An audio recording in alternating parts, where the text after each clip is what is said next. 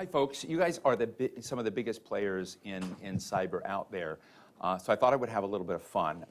Eric, if you were going to hack Google, how would you go ahead about doing it? We talked about not talking about yeah. So yeah, I never coordinate on I'd probably content. call Yeah. some friends up Yeah. and ask them for But some no, advice. but let's talk maybe about the kind of broad question of the stability and safety of systems, which I know many of you are thinking about how to create systemic trust, systemic safety, and anticipate what nefarious players are doing out there. And so I just want to get into the head. I mean, I've talked to Margaret Lowe, my colleague, before about this, that we ought to have a conference sometimes about bad guys, villains, narco gangs, and transnational, villains. I guess the big question is, what are the blind spots that we may have about thinking about nefarious players out there and what our vulnerabilities are? Well, I think there's some rules that we need to bring up first and foremost. When you look at the adversary, the villain in your terminology, they have time on their side. They choose when to strike, where to strike, how often to strike, and everything else. In addition to that, they don't play by the rules. They don't have to. And they only have to be right one time. So it's, the equation is really out of balance between the white hat and the black hat, or the attacker and the defender and the attacker. So Alan, as you just heard this in terms of what's going on with it, how do you basically develop a system and anticipate these kinds of things that you're trying to create systemic safety across your huge platform, which I and my colleagues depend upon? Right, so there's sort of two different ways that we go about that. One is where we sit at Google, we have a lot of attacks coming in, and we can kind of train to detect these attack patterns. Do you have like a number of attacks you sustain? No.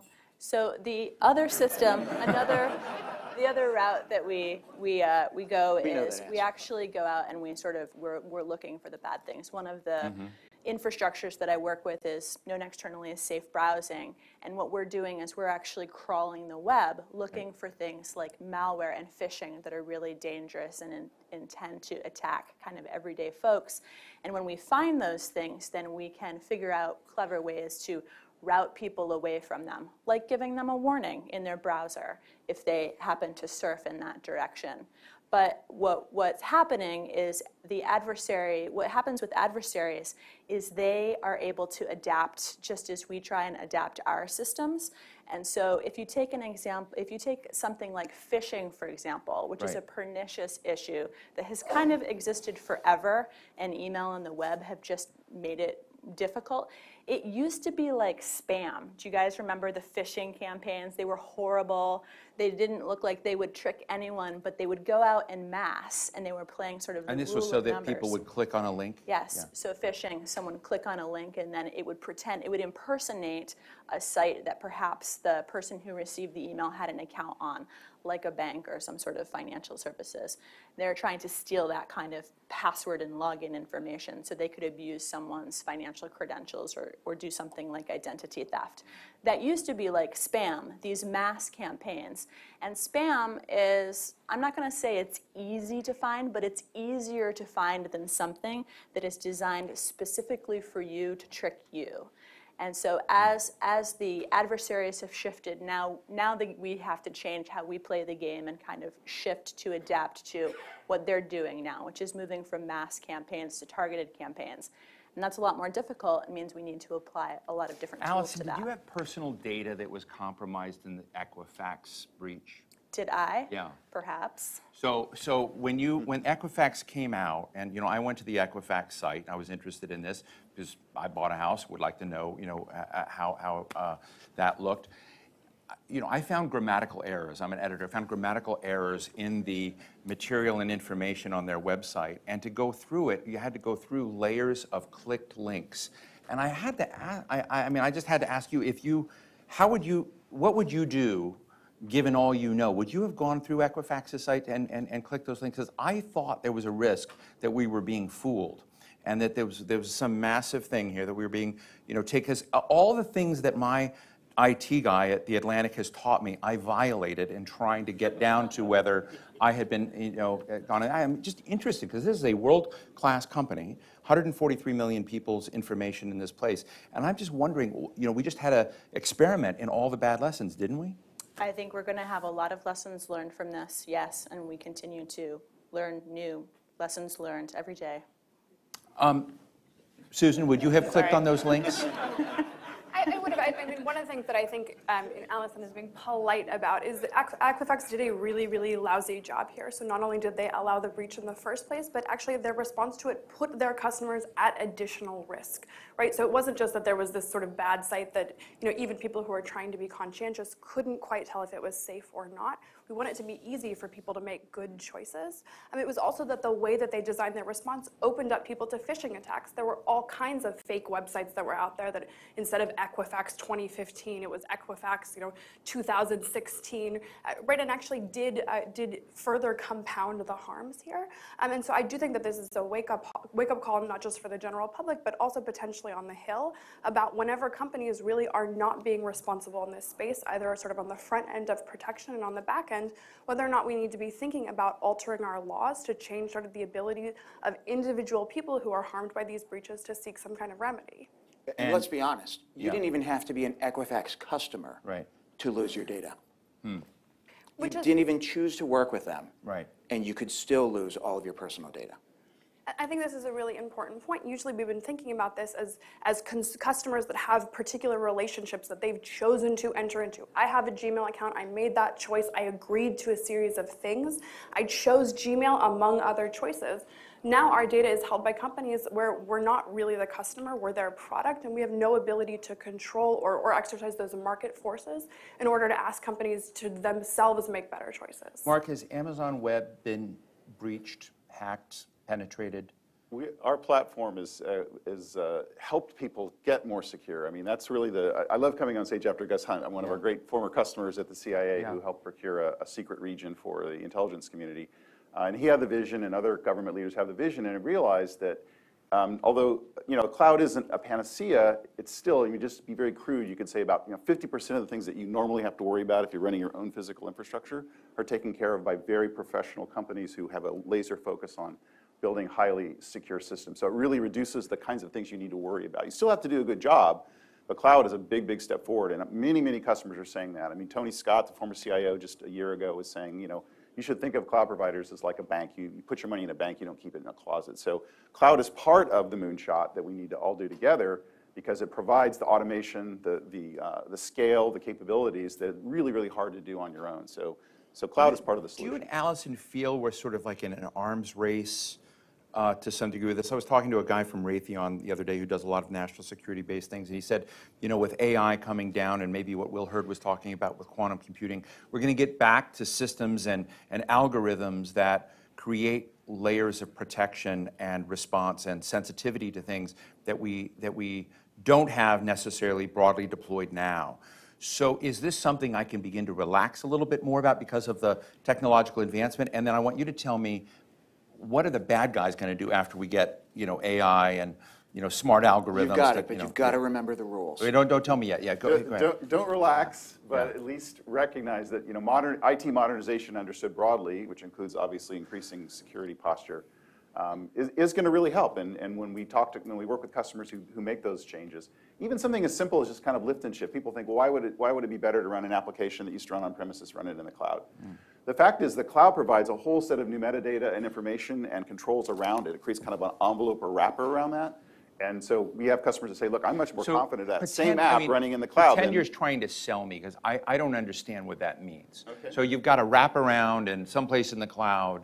How are your laws of gravity different than some of the things that we're seeing out here of penetrated systems? Think of it this way, there's extra layers provided by the cloud itself, which give you more control over things like ingress, egress, understanding attack patterns. All that information is provided by the platform, even if you don't re-instrument or change the application that you've moved.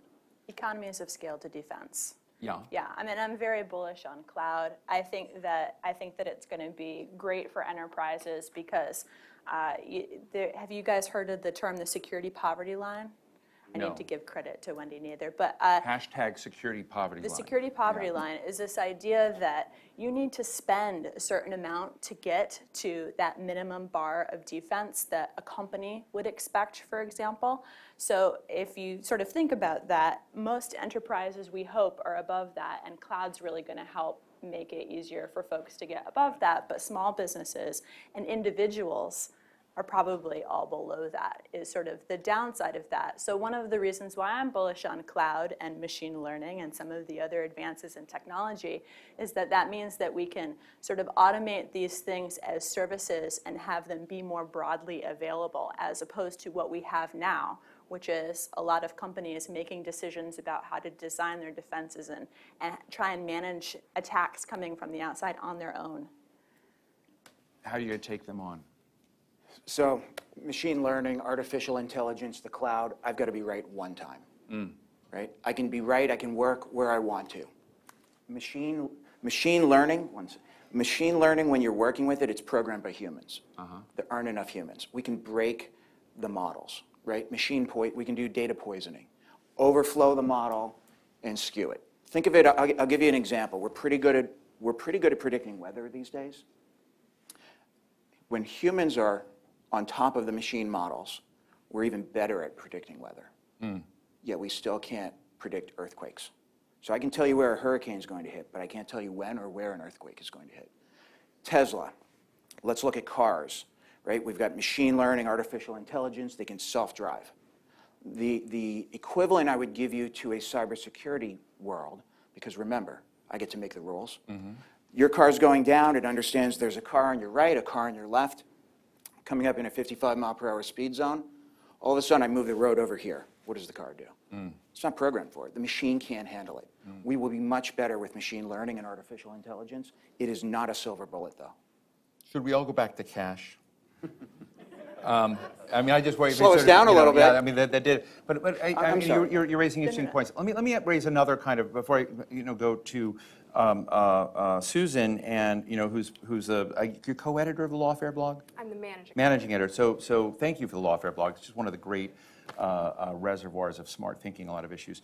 As I talk to friends at Amazon, Microsoft, Google, and others, one of the things that's not discussed enough, I think, are the national rules, national industrial agendas of governments, that basically have legal authority over the server farms where they may be there. So we talk about cloud as if it's detached from everything. But the fact is, there are these large server farms that the cloud exists in, and there are national rules that sometimes do this. And I know that there are cases in Brazil right now where criminal cases are trying to sort of force a Microsoft or force a Google to basically disclose information from accounts. So how do you deal with these kind of old world problems where maybe a crime, a criminal case, is pretty closely affiliated with the national economic interests of that country?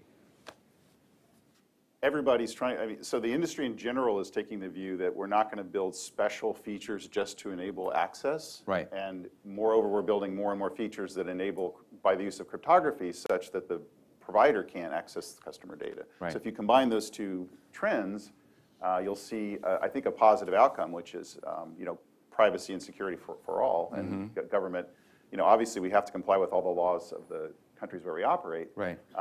By the way, that's a very generic point. Often it's misunderstood as like, oh, the Patriot Act is the problem and everything else is fine. No, it's a general problem around the globe. There's actually more due process in the US than a lot of other countries on these topics. But if you combine the powers of these global platforms where I can place my data in some far distant region where potentially the government I care about has actually no jurisdiction, no direct jurisdiction, along with the security controls and the encryption and the ability to manage my own keys and manage when and how data gets decrypted. It's overall, I think, a very powerful story. But these issues will, they'll continue to percolate along. Allison, your thoughts on this? How do you deal with those issues? Well, I'm going to give a huge plug to our new transparency report. We just launched a redesign, which is sort of a place where we're able to at least disclose how we're interacting with governments and law enforcement on the one hand. And on the other hand, we actually are sort of unique in that we provide insights into what we're seeing in the ecosystem related to things like phishing and malware attacks that live on the web. But I actually kind of wanted to go back to the point that you made where I think attackers only need to get it right once, which I think is something that we've been talking about that for a while, and certainly when an attacker is fully successful and they get root and they succeed in a breach, it's awful. But I think that part of what we need to do, since there are no silver bullets, is realize that some of these products that we're designing, we need to design them to have incremental failures in a more elegant way, meaning, for example, something like a phishing attack. If you think that the attacker only needs to succeed once, but they need to design, let's say, an email, it needs to show up in an inbox, a user needs to click on it, and then potentially enter credentials. That's actually a lot of steps that have to go through. Is that what John Podesta did? And if you are defending from, if you're trying to defend from an attack like that, you have multiple points at which you can put defenses. You can try and figure out how not to deliver that email. You can try and figure out how to flag the email as being unusual in some way. If someone clicks on the email, perhaps you can warn them in their browser. And then the last step, if the user has opted into something additional like two-factor authentication or something like security key, then giving up the credentials doesn't result in the harm. So I feel like as we are sort of building this technology, trying to figure out how to understand how things can fail along the way, but we can still do things to reduce the harm. Part of the problem has been lack of compartmentalization. So we have way too many systems where, a large number of users, so not following least privilege model, which is only the absolute minimum number of users should have access to the data. We don't follow that model, and then we have these huge data pools where if you can get in, you get everything. And we have to change that. We have to do what Gus was saying, microsegmentation, compartmentalization. We can now build, storage is so cheap that you should never delete anything. There shouldn't even be a delete feature of your system. You should only accumulate data, and therefore, if an attacker gets in and gets my privileges, I can't delete anything, so they can't delete anything. So, and essentially, databases are more and more designed essentially as log structured things where you simply add things to the log. I was going to try and make this an optimistic sounding panel, but the idea of not being able to delete anything is here. But real quick, Susan, on the broad issue of the legal frameworks in which all of this is happening, what do you think are some of the missing pieces? I was just talking about the international one because it just happens to be something I've learned a little bit about as one of the frustrations that sort of large platform enterprises are facing that deal with essentially what used to be old kind of national corporate espionage trying to penetrate. What do you sort of look at as the legal framework deficits that we're not talking about and should? So I think there's a lot of them that, one of the biggest ones is it sort of gets at this exact issue of sovereignty. We're asking judges, state and federal judges, to make a decision about where data actually exists and what law should apply to that data. That's a really, really complex question to answer. And we just from the sort of the outset lack the framework and lack the way that we should be thinking about that. And even if we could sort of, there are various theories on, we should think about it this way. And, there are legal arguments, lawyers go to court and duke it out. But we actually need to come up with a model that is flexible enough to accommodate lots and lots of technological changes over time, and the interests of various sovereigns. The United States likes to sort of say, we built the internet, and so we're going to set the rules for it. Now we're saying that we have sort of co-equal players. There are other people at the table that also have their own, legitimate assertion of rights over their data, the data of their sovereigns and their citizens. And so these are not small questions. These are not questions where, we just need to pass a little law. These are sort of massive structural questions that is going to infect not just data breach law, but actually every single part of sort of the US legal system by the time we've sort of undergone this revolution. Susan, do you think we should trust Amazon Web Services, Google, and McAfee to create the next generation safe system on their own, or do you think this requires regulation, direction, and requirements that federal authorities should be laying out? I think the threshold question we need to ask is, what job do we expect the government to do in this space, and what job do we expect the private sector to do in this space? We have certain things that we only let government actors do. Only a police officer gets to detain you, right? Sort of the government has a monopoly over certain types of activity because we've decided, hey, we don't want the private sector doing this. We want to sort of reserve this to a hyper-regulated space. We have not made some of those important decisions sort of in cyberspace, essentially. So those are the kinds of, the government hasn't hasn't made those decisions yet. So the law carves out a lot of activity really for the government to do, and had told companies, we don't want you hacking back. We don't want you engaging in violations of the Computer Fraud and Abuse Act and other laws that are supposed to prevent bad actors. And at the same time, the government is not resourced, either sort of technologically or financially, to step into that space and actually do that defense there. So it's sort of like telling a company, you can't hire security guards and we can't afford to send police officers to you. And so we're going to have to make those decisions and then resource there. If the answer here is no, private companies are better in this space, then we are going to need to pull back the laws in some areas while sort of shoring them up in others to ensure that consumers are ultimately being protected. And just very quickly, you go first, but I want to just ask very quickly, the three of you, that do you feel, because you're not just your companies, you're dealing with people using your services, and we've been talking a little bit about cyber health and developing a healthier ecosystem. Is it helpful or hurtful to you to see greater federal guidelines, or what the DoD just did in issuing standards for their contract? Do you need bench posts out there other than what you guys are doing? I mean, in other words, do you invite greater regulation in this space? We believe in incentive-based benefits, tax benefits, things like that. We also believe strongly in working with the government. We are better together. Our tagline at McAfee is "Together is power." There is no one company, individual, or government agency that is going to solve this problem or even make great strides against it without working with others. It's one of the reasons we came out with we were a founding member of the Cyber Threat Alliance. Right. Working together. Allison? Well, I can't speak entirely to that question, but I will say from where I sit, we're investing a lot in trying to make the web ecosystem safer, and it's inspiring, and I think that it's helpful. Does it feel safer to you? And there's a lot of other players that we can learn more from. But just over time, does it feel safer to you? Like I started this forum today saying, keep doing these events. It just seems like we're more and more fragile. There's more and more trauma. There are more and more issues. And I want to get down to sort of giving somebody a lot of power to fix it, but that's not going to happen. But does it feel safer to you? I feel safer knowing what I know about how the systems work.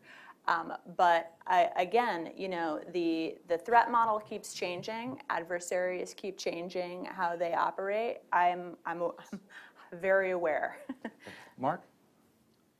One of the things that we see is there's an indirect form of regulation by the acquisition rules. So one of the ways governments have operated over the years is not to say you must do X, but rather if you don't do X, we won't buy from you.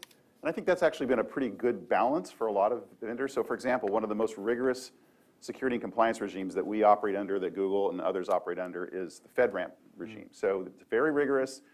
Tons and tons of work goes into preparing, detailed documentation, lots of evidence about how do you build your system, how secure are they, how do you operate them, and then a frequent re-auditing process. Okay, we don't need to do that because we could sell to other entities without that certification. Right. But the federal government requires it.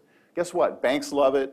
Other countries love it. Other players in the market like the fact that we operate under a rigorous regime, which is voluntary in the sense that we don't have to sell to the government, but it's essentially required to be, successful in government business. So that, I think, is provided a pretty good balance as opposed to direct regulation. Yeah, I mean, just to sort of, everyone's, I think, dutifully representing legitimate, corporate interests here. I think if any of us looking at the landscape can see that we're essentially in a crisis point right now. And so I do think it's fair to say whatever has been done in the past, it's not working anymore. And so as much as obviously voluntary sort of models and cooperation, we're optimistic that those might work. At the end of the day, whenever we see persistent failures, persistent market failures, the inability to correct that activity, that is the place in which we do need governments to step in and impose regulatory laws. Okay, we have time for a question here. Yes, right here. She'll hold the mic for you. Stand up. How are you? Tell us who you are. I'm Peter Pennington. I'm an independent person, and I have my data in the cloud up there somewhere. Don't worry about it. But for me to get into the cloud is almost as simple as going, bing bong, I'm the Avon lady. I have a password. I can make that password complicated with big letters, small letters, numbers, and squiggly bits, which then means I have to write it down because I've got to remember the damn thing. Right. What are we doing about passwords? And I just want to say that the Atlantic, I don't know if I'm issuing trade secrets, just forced me yesterday to get into my system to a 14-letter long, multiple character, nothing like anything I've ever done in history before. Margaret, did you have to do that? Oh, wait, it's coming, it's coming. And it's hard, and so now, yeah, so, but we this is something we're all dealing with, and I was asking myself, I guess I had a dream last night anticipating this, is when do we go from the 14-letter long requirement to a 56-letter long requirement, for passwords, and so, Allison, I know you know the answer to this. Yes. Yeah, you are Thank you so much for asking this question. Number one, I love my password manager, my password concierge, because it not only remembers my passwords for me, it generates them for me. Oh. It makes it very, and a password manager, which conveniently I think there's one built into the Chrome browser, but there's plenty of choices out there. Is that if, for example, I mistakenly clicked on a phishing link, the password manager is smart and realizes, oh, that is actually not your Gmail that is asking for your password, and if it's something I haven't logged into, it won't allow me to sort of fill it in. So that's one. That's because I think there's a long tail of passwords, but the golden shining opportunity here too is to try and get into two-factor authentication, whether you're using like a security key, which those are great, or if you're using something like SMS-based or app-based. Those are fantastic Mark, Eric, alternatives. quick thoughts? Yeah, so NIST just issued a news technical paper not many months ago saying that passwords are dead. Essentially, it's that we've tried and failed to secure things with passwords, so we need to move on and figure out other solutions. So it's going to be things like adaptive authentication. So Google systems, our systems are very smart about, hey, you've never logged in from this IP range before. We're going to be more aggressive in challenging you. Multi-factor is going to be a force here. And use passphrases, by the way. Don't use long gobbledygook password. If you need a long password, use a phrase. Their entropy is about the same. There's no way that no one's going to guess a little poem or something that you type in, right? So that's one little tip. Right. But yeah, passwords are, it's funny because we're just like tightening down on passwords right around the time the experts are saying, you know what, this isn't So your working. real answer to him is it's going to get much, much harder. Yeah. And Eric? We fully agree. I mean, the password is one of the things that as an individual you control it well. Susan, I know we're out of time, but I want to ask you to go back to this gentleman's comment a minute ago about responsible encryption, because you've written about lawful hacking. Are they the same thing? I guess maybe they're opposite. I'm not entirely sure what sort of responsible encryption. I think was responsible intended. encryption meant that somebody's giving the keys to the kingdom to the government. Right. So Right? this is one of sort of the core challenges. Is how do we want to balance network security with other forms of security? It's an area in which we're going to have to look for trade-offs and balances. Lawful hacking. There are other sort of opportunity spaces here. It's going to require a lot of voluntary cooperation with the private sector, a lot of conversations, and at the end of the day, it's going to require difficult choices in which the government goes to the people and says, we can do this or we can do this, and you have to make a choice. So that hard choice is maybe a little bit further off in the distance, but I think ultimately it's coming. Mark Ryland, Amazon Web Services, Allison Miller, Google, Susan Hennessey, Brookings, and Eric Trexler with McAfee. Thank you all very much. Really Thank you.